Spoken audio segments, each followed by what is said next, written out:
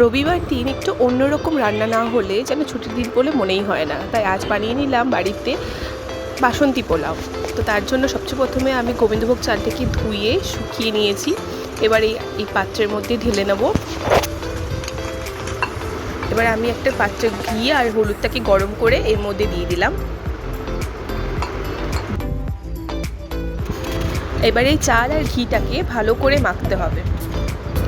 আমার মাখা হয়ে গেছে। এবার এর মধ্যে দিয়ে দেবো আদা বাটা, স্বাদ মতো নুন আর গরম মশলার গুঁড়ো। এবার এটাকে আবারও ভালো করে মেখে নিতে হবে। এবার একটা প্যানের মধ্যে নিয়ে নেব 2 চামচ মতো ঘি।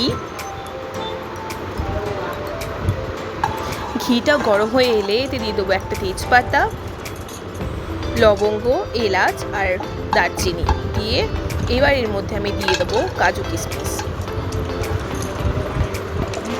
এবার কাজু কিশমিশটাকে হালকা লাল করে ভেজে নেব।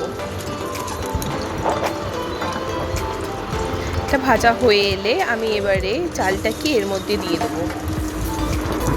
এইবারে এই গ্যাসের আঁচটাকে একদম লো ফ্লেমে রেখে চালটাকে আমি 5 থেকে 6 মিনিট ভেজে নেব। সুন্দর করে নেড়ে চেড়ে এখানে আমি ভেজে নিচ্ছি।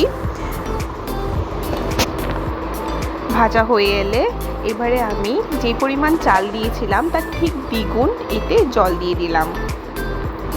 এইবারে আমি এতে 1 চামচ মতো নুন দিয়ে দেবো আর 3 চামচের মতো চিনি দিয়ে দিলাম।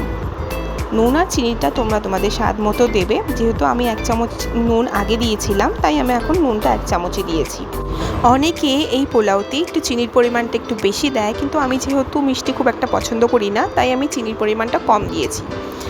এবারে এটাকে আমি ঢেকে দিলাম, দিয়ে গ্যাসের ফ্লেমটাকে একদম লোতে করে অন্তত 10 থেকে 15 মিনিট এটাকে রেখে দেবো।